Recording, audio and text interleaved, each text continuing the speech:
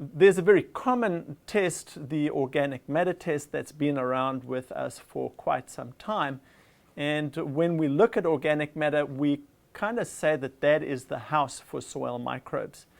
When we're looking at water extractable components of the Haney test, namely water extractable organic carbon and nitrogen, that is essentially the food for microbes. So what they would do in the lab there is they would pour a known volume of water over a known mass of soil, and then they would analyze that filtrate.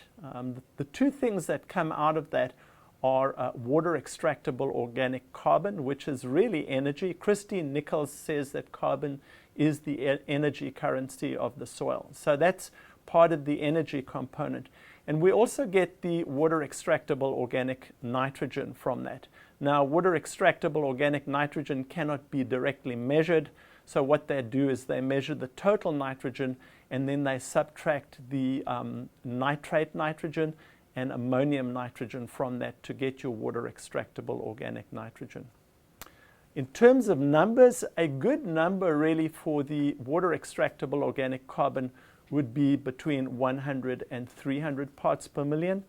We have seen, of course, much higher at times, but in the coastal plain of South Carolina, if I see over 200, I'm really, really happy.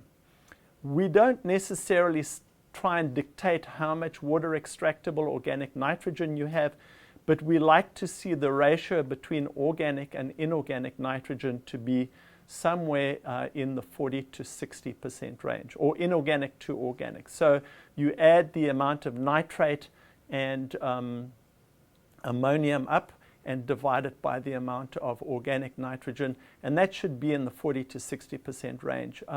If you've got too much inorganic nitrogen, you're going to see that result in a very high inorganic to organic nitrogen range. So much for the water extractable part of the Haney test. Let's just move on to the H3A test.